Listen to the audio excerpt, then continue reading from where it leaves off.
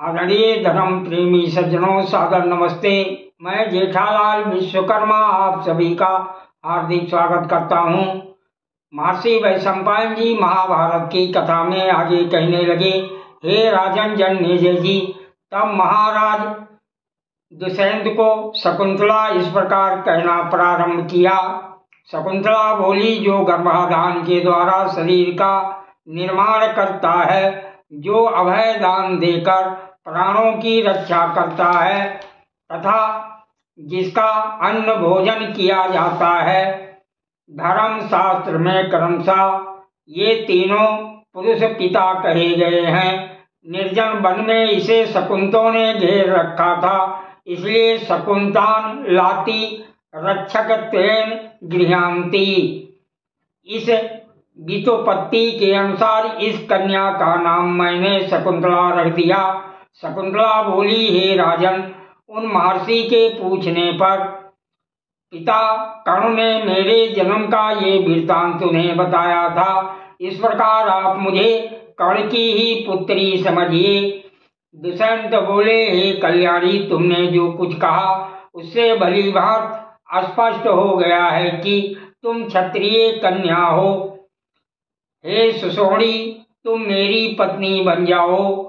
बोलो, मैं तुम्हारी प्रसन्नता के लिए क्या करूं। हे वरारोहे, तुम्हारा शील और स्वभाव प्रशंसा के योग्य है। मैं चाहता हूं तुम मुझे स्वेच्छा से स्वीकार करो। मैं तुम्हारे लिए यहाँ ठहरा हूं।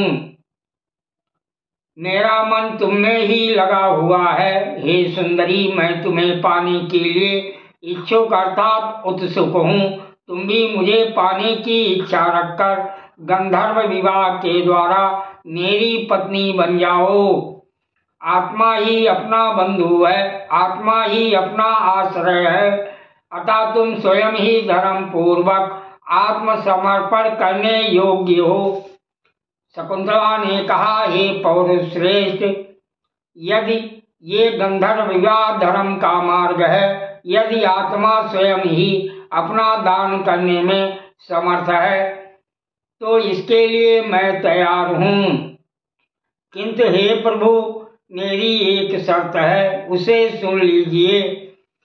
हे महाराज दुष्यंत, मेरे गर्भ से आपके द्वारा जो पुत्र उत्पन्न हो वही आपके बाद युवराज हो। यदि आपको ये शर्त स्वीकार हो तो आपके साथ मेरा समागम हो सकता है।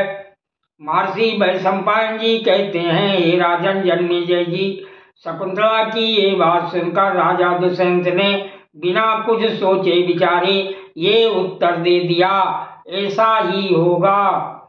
ऐसा कहकर दुष्यंत ने शकुंतला का विधिवत पाणी ग्रहण किया और उसके साथ एकांतवास किया।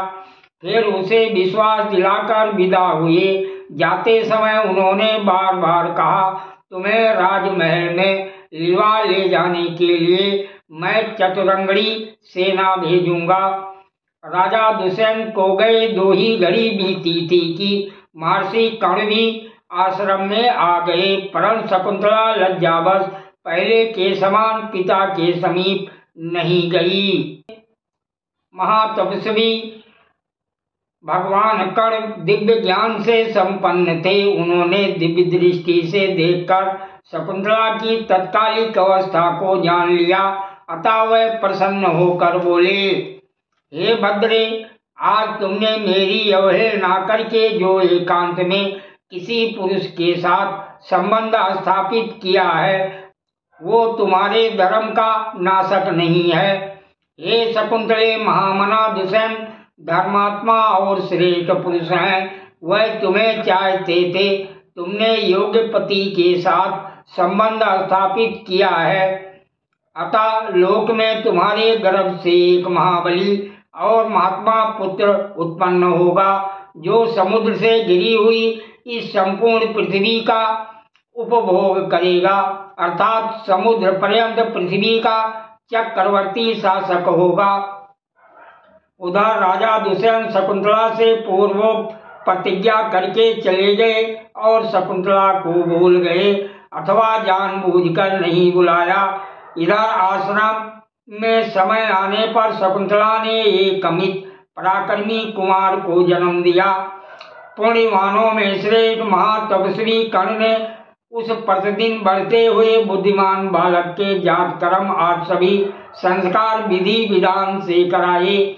6 वर्ष की अवस्था में ही वो बलवान बालक सिंहों, व्याघ्रों, बराहों को पकड़कर खींच लाता और आश्रम के समीपवर्ती वृक्षों से बांध देता था।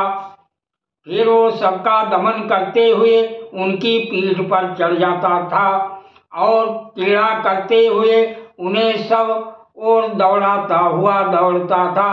ये देख कर्ण आश्रम में रहने वाले ऋषियों ने उसका नामकरण किया। ये सब जीवों का दमन करता है, अतः ये सर्वदमन नाम से प्रसिद्ध हो। तब से उस कुमार का नाम सर्वदमन हो गया।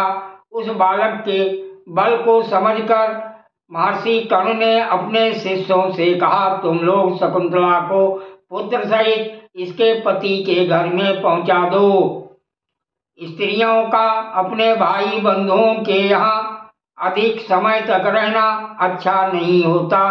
वो उनकी कीर्तिशील तथा पतिव्रत धर्म का नाश करने वाला होता है, अतः इसे शीघ्र पति के घर में पहुंचा दो। बहुत अच्छा कहकर वह सभी महातेजस्वी शिष्य अर्थात पुत्र सहित शकुंतला को आगे करके दुष्यंत के नगर की ओर चले।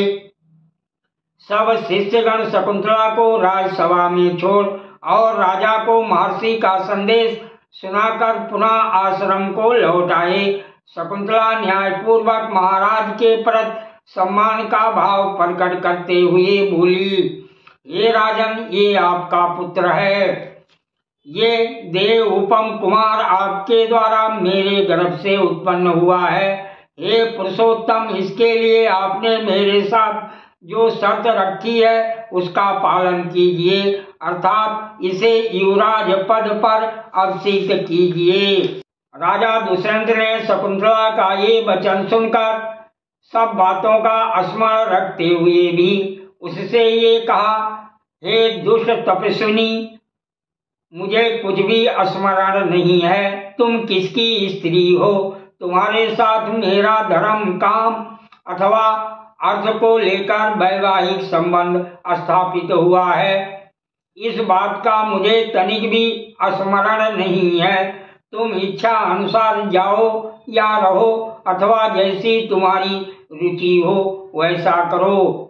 सुंदर अंगों वाली तपस्विनी शकुंतला दुष्यंत के ऐसा कहने पर लज्जित हो दुख से बेहोश सी हो गई और खंभे की भांति निश्चल भाव से खड़ी रह गई। 2 घड़ी तक कुछ सोचकर फिर क्रुद्ध होकर वो बोली, हे महाराज, आप सब कुछ जानबूझकर भी ऐसी बातें क्यों कहते हैं? इस विषय में क्या सत्य है और क्या असत्य आपका हृदय जानता है। उसी को साक्षी बनाकर हृदय पर हाथ रखकर सच्ची बात कहिए, जिससे आपका कल्याण हो। आप अपने आत्मा की अवहेलना मत कीजिए, जो अपने वास्तविक रूप को छिपाकर अपने आप को और ही कोई दिखाता है। अपनी आत्मा का अपहरण करने वाले उस चोर ने कौन सा पाप नहीं किया। आप समझते हैं कि उस समय मैं अकेला था, अर्थात कोई देखने वाला नहीं था, परंतु आपको पता नहीं कि वो सनातन मुनि अर्थात परम पिता परमेश्वर सबके हृदय में अंतर्यामी रूप से विद्यमान है। वो सबके पाप पुण्य को जानता है और आप उसी के निकट रहकर पाप कर रहे हैं। मैं स्वयं आपके पास आई हूँ, ऐसा समझकर मुझ पतिव्रता पत्नी का अनादर मत करो। मैं आपके द्वारा आदर पाने योग्य हूँ और स्वयं आपके निकट आई हूँ, आपकी पत्नी हूँ, तथापि आप मेरा आदर नहीं करते हैं।